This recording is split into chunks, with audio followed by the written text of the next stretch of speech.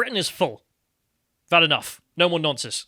And the mad lad who said this is Desmond Swayne, who we'll get into in a bit, who is just giving an amazing speech. But I wanted to focus on this section on the speeches in Parliament in response to the defeat in Afghanistan.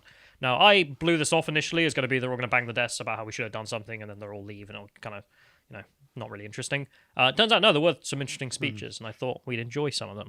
So the first one is probably the most touching speech, let's say, from a guy who apparently fought in Afghanistan. He's now an MP, and he's looking at this from a perspective of being like, oh, God, I mean, this has got to hit home, I imagine for him especially, and all other veterans who were involved. So let's go for this first speech. Like many veterans, this last week has been one that has seen me struggle through anger and grief and rage, because what we've done in these last few days is we've demonstrated that it's not armies that win wars. Armies can get tactical victories and operational victories that can hold a line. It's nations that make war. Nations endure, and here we've demonstrated, sadly, that we, the West, the United Kingdom, does not. This doesn't need to be defeat, but at the moment, damn well feels like it. Ed Davey. I mean, yeah, you've got to feel for the guy. Although the idea that this is not going to be defeat, it is. It's pretty much over. Unless we're just going to run back in and find ourselves in the same situation. What's 20 years of the Americans in there. I think $2 trillion they spent. 6,000 Americans dead. 100,000 Afghanis, and back to where you started. So utter defeat. Like, we never really had full control of the area anyway. No. So that's the thing. So that's one speech I found some sympathy with. A speech I did not find sympathy with was from the Labour benches, of that the Islamic Emirate of Afghanistan has nothing to do with Islam. It's been a long time since we've heard these arguments. I don't feel like I've heard an MP trying to argue that Islam has nothing to do with Islam. Well, Stella Creasy is an Islam expert. Oh, pure Islamic scholar. Anyway, let's go for her amazing speech. And yes, this is a humanitarian disaster, but it's also a human rights one. Because equality isn't just being able to leave the house alone. Those Afghan women who are doctors, who are judges, who are politicians, need us to do more than wring our hands. We've already heard that girls are being banned from school and being forced into marriages. As the quote is, the Taliban talk nice during the day and disappear people at night. We must also say, this is not Islam. Islam is not the reason why people are clinging to planes to save their lives. That is brutalism and terrorism, and we must not let people divide ourselves here or overseas in that fight for those values. Amazing. The Islamic extremists in the Taliban have nothing to do with Islam. Their interpretation of the Sharia as enacted is not the reason anyone's fleeing. What are they fleeing then? Is there some like crusader group for Christians in Afghanistan I've not heard of? But I've seen often, Lord Pearson often asks questions on Islam and the government respond, that is not true Islam. I mean, who are you as the British government to decide what a religious faith teaches or doesn't teach? That's not your role as a government. So they just repeat these words hoping it's true, but having no idea what they're talking about. I mean, probably the worst example for me would have to be Conservative Conference when Theresa May was Home Secretary. And she stood up on a podium and decided she would quote her favourite passages from the Quran to prove that the Islamic State had nothing to do with Islam. And she says, one of the quotes she has is, let there be no compulsion in religion. And you can see in the camera, she looks down reading it and they go, yes. You can see on her face, even she doesn't believe it. But, I mean, I guess we should thank Allah that, it's only a Labour MP making this argument. We should, but it wasn't Tony Blair who said he had a copy of the Quran by his bed and he read it at night to give him peace or something? Yeah. Wrong version he was reading. It's also just so transparently bollocks. Like, why on earth would you try and make this argument? Yeah, I love the Quran. I'm a conservative. Whatever. Anyway, so there's that, which, oh God. She wasn't the worst one, though, from Labour. Outside, apparently there was a protest from the Stop the War coalition. That at least 4 Labour MPs who I recognise there turned up. I don't know who the 2 ladies are at the end there. But you could see Jeremy Corbyn, Richard Bergden, Belle Enrique, or whatever her name was, I can never pronounce it, and Zara Sultana, the face of Islamo-Labour. So you can see her saying here, this morning outside Parliament, I joined colleagues to say, the war in Afghanistan shows once and for all that the West cannot deliver liberal democracy at the barrel of a gun. Worked in Japan, worked in South Korea, worked in Germany, worked in Italy, No Islamic successors yet, but I'm sure we'll have one soon. But are they not happy the West have actually got involved and tried to remove a brutal leadership under the Taliban? Surely they should want the people in Afghanistan to be under some kind of free, democratic type of government. But they're pissed off with the West for spending trillions on trying to eradicate the Taliban. Yeah, well, I don't get. The Taliban aren't socialists, so Yes, that's the problem. Because if we try and implement liberal democracy, that's imperialism. But if we implement socialism in Afghanistan, they'd have nothing to say, would they? So I guess they're going to talk to the Taliban, and that will bring liberal democracy. Yeah. But also I love how they're under the banner of the Stop the War Coalition. And you remember that the Stop the War Coalition issued a statement on Afghanistan, and their statement was that we should give reparations to the Taliban for invading Afghanistan. And also Richard Bergen tweeted that out, and they're all stood there under this banner being like, yes, this is the Labour position. Reparations to the Taliban. Oh, boy. Like, this is what I mean as well, where, like, Labour MPs have no shame whatsoever. They'll do the most disgusting things and just stand by it and just be like, and what? What are you going to do about it? But Conservatives, as soon as there's a conflict, they just give up. They're just like, oh, I'm not fighting this fight. Like, no, go for it. Have we not given them money? We've given them all the weapons, They could have all the aircraft that we left there. They could sell those and make a ton of money. Yeah, So- that's the reparations. Yeah. All those drones and Yes. shit we gave them. Yeah. So if we go to the next one, the spiciest part of this debate, which is why I titled this Britain is Full, is from Desmond Swayne, who decided to respond to Keir Starmer whining that Boris Johnson was responsible for this, as if we have any say in this, let's be honest. And he asked him, well, if a wicked and brutal regime invaded the UK, would you be queuing at the airport, Keir, or would you be fighting back? Let's play. We cannot betray our friends. We must lead. Mr. Speaker, I will. The government of this kingdom to be overthrown by a wicked and brutal regime. I venture that he would want a leading role in the resistance. He wouldn't be queuing at the airport, would he?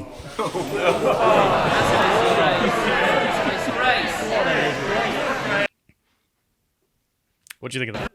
Well, it's absolutely true. You have to fight. If you actually believe in your country, you'll fight for it. You'll fight for what's right. You'll not just run away, but as Labour often, they run with their tails between their legs. So, yeah. There's the other thing of him that Desmond served in the British military. I was just reading on his Wikipedia page that he got to the rank of major, and he also fought in the Iraq War. So, I mean, you couldn't pick someone better to make that point, where it's like, well, I fought for my country when I needed to, and I'm disgraced that these people aren't as a soldier. What are you going to do, criticise him for that statement? It's true. And if Keir Starmer disagrees with that, well, then you have to take the position of, yeah, I'd be a coward and just run away. I wouldn't try and defend Britain at all, which, let's be frank, that's what he would do. It's him. Anyway. I'm a Labour MP, get me out of here. Yeah. There's the response to this from Keir Starmer, which was that he'd sent Crown Prosecution Service staff to Afghanistan, and this showed that he was a tough man who would fight, I guess. Let's play. When I was Director of Public Prosecutions, I had some of my prosecutors in Afghanistan at huge risk working on counter-terrorism with other brave souls there. So I won't take that from him or anybody else. What? So this soldier in the army is like, I'm disgraced that these guys are fleeing instead of fighting the Taliban as a good soldier should. And Keir Starmer's response to that is, yeah, well, I've put peoples in harm's way, not myself. He sent others. I've sent others to do it, therefore I'm just as noble. And also didn't answer the question of whether or not he'd fight, because we know the answer. He'd send other people to do it, I guess. Pathetic. But I mean, Keir Starmer's never been able to lead from the front, so can't even lead anywhere, really. No. Yeah. So Desmond, being a very interesting guy, I've got a very big soft spot for, especially on the COVID stuff, but on this one, he's particularly interesting. So he went out and gave an interview to GB News about this, and he reiterated the point. Why would we not fight? If a wicked regime had invaded Britain, the French, let's say, we would fight back. And you should fight back, and that's the right and honourable thing to do. And if you were queuing at the airport instead of doing your duty as a soldier, you're an embarrassment. Let's play this clip. If we were overthrown by a ghastly, vicious, brutal regime, the question we would all have to ask ourselves is, do we stay and resist, or do we flee? And that is something that we haven't had to confront. And I have every sympathy with people in Afghanistan who are having to make that decision. And clearly some have got to go or they'll be killed horribly.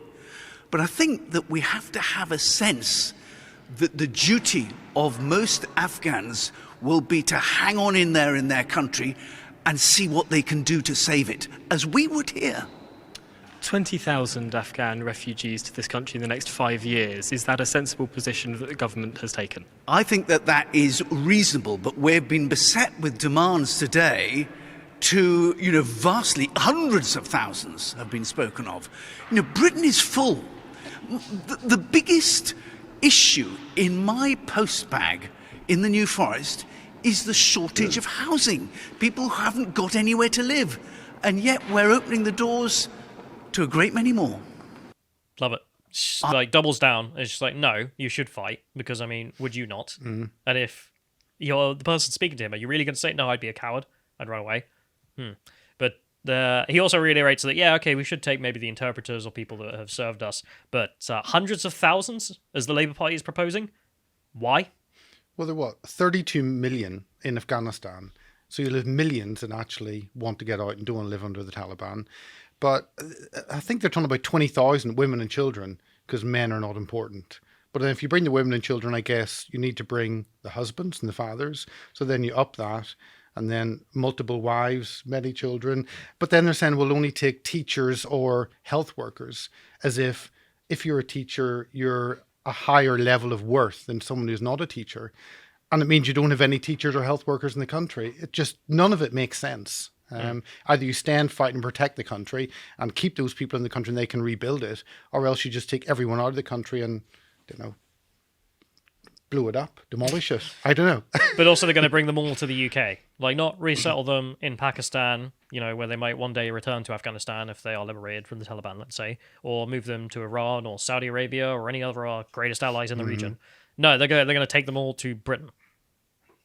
Well, they're going to get here eventually, because they're going to go through Iran and Turkey and then over here. So either we bring them quickly, or else they do the slow trek, 4,000 miles into Turkey. Well, hopefully they get lost in Turkey and then they can stay there. Hopefully. Did you see the Turks are building a wall in response? Are they? Yeah. So on the Iranian border, like overnight, they just constructed huge barriers of concrete. Just be like, we don't want any Afghans. Interesting, isn't it? Anyway, so there's that point made by Desmond, but he also spoke about the fact that previously, as we mentioned in a previous episode, there have been an awful lot of failures, particularly with Afghan asylum seekers, that bring their culture with them and therefore end up engaging in honor killings or rapes or paedophilia, so on and so forth. The kind of things that are apparently, according to the Afghanis, culturally acceptable. And that's according to the Afghan police. We played the clip before. And, well, they brought it here. And Desmond's like, well, okay, these people failed. They were obviously liars. They weren't fleeing the Taliban because, oh my God, I'm going to be killed for being an honourable person. No, it seems like you were going to be killed for being a pedo, mate. So the response he had at the time was to write to the then president and argue, well, you need to take these people back. And the response from the president was just no. So let's play this clip.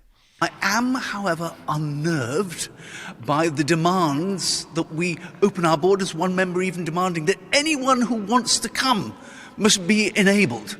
We have to have a sense of proportion here. Of course, I want a system of asylum to provide people who need help and support, on the understanding that if the situation changes, and we hope that it must, that they would want to return. But to provide for the resettlement of anyone in a nation beset as it is. But remember, there are many nations in the world that beset and generate refugees. And I think we have to have a sense of proportion about what we're capable of.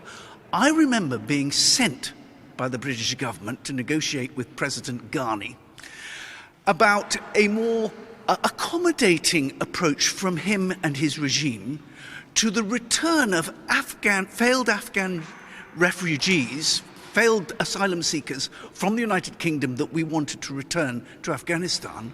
And his answer to me was, he actually lost his rag with me and said, I'm a war president. My concern must be with the men and women who are taking the fight to the Taliban, rather than having at the top of my in tray concern about those who've chosen to flee. Now, of course, he undermines all that himself by fleeing himself. With his money. Yeah, he's gone to, I think, what is he, in the UAE now? Yeah. He made a video this morning talking about it, which, okay.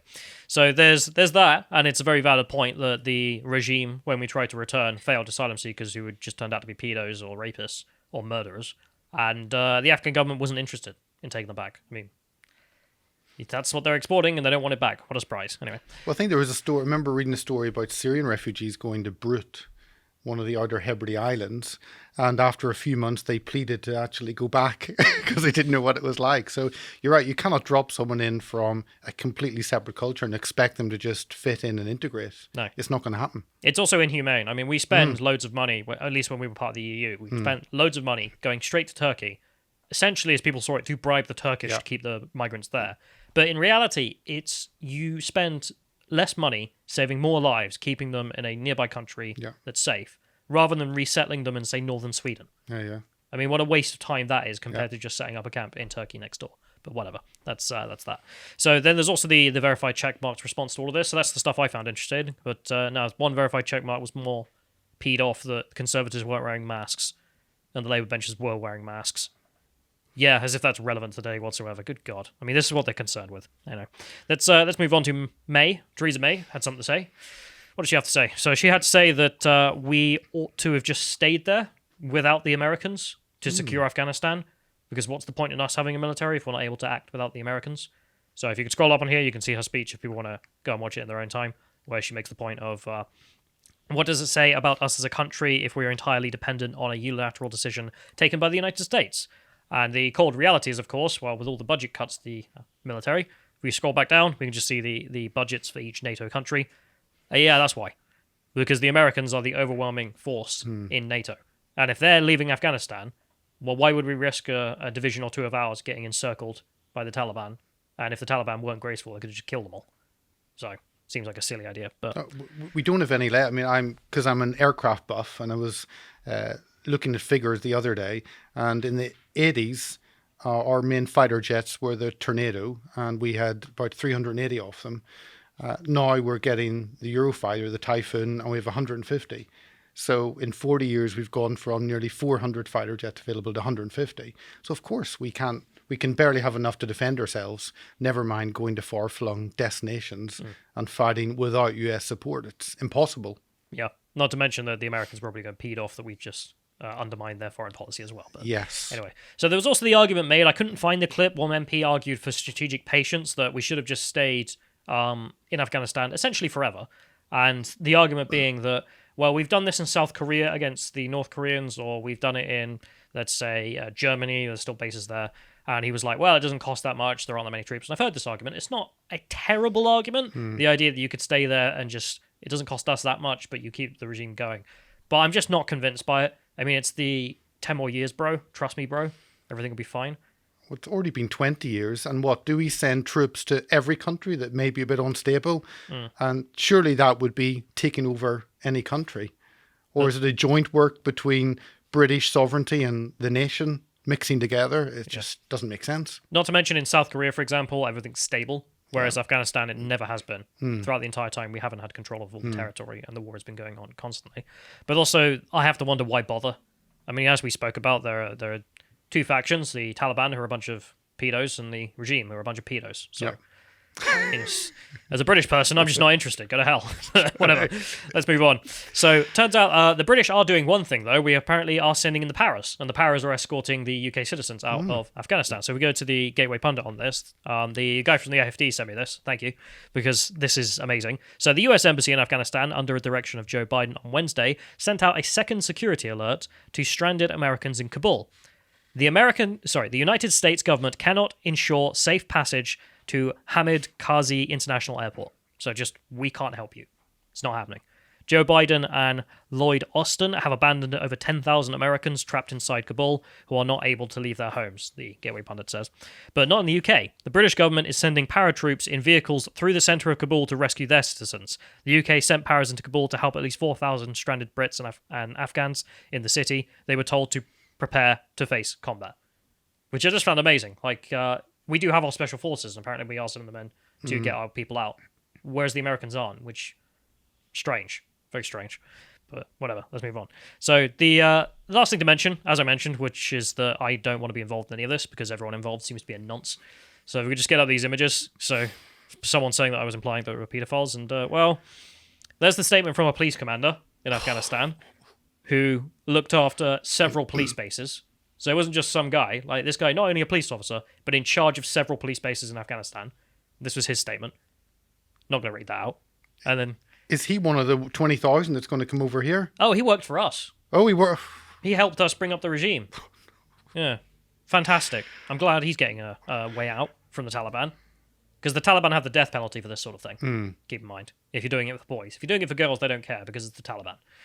Yeah. Perfect. Bring on the death penalty. Let's go to the next one here. Just to make this point even more stark, we read this story, the US soldier who said that they spoke about this to officials and they were told to ignore it. If we go to the next one, there's just the quote and to prove the point. And then the last one here. We get the last image. Just the description from Wikipedia. There's the thing. This place is hell on earth. I don't want nothing to do with it. I can't reiterate this point harder, that I'm not really sure that we should be trying to accept these sort of people into the UK. And I just wanted to end this segment by saying that I got a message from some guy who said he's a British soldier, and he remembers having to go through this as well, that seeing this sort of stuff and being told by the British government shouldn't interfere. It's their culture. And I just want to say, if you know someone who served in Afghanistan or his family member served in Afghanistan, I recommend probably giving them a call just to go out for a pint or something. I can't imagine it's a great feeling right now knowing that you've lost friends out there or legs or anything else for a Taliban victory. If you enjoyed this segment from the podcast of the Lotus Eaters, you can watch the full broadcast live every weekday at 1 p.m. UK time on lotuseaters.com.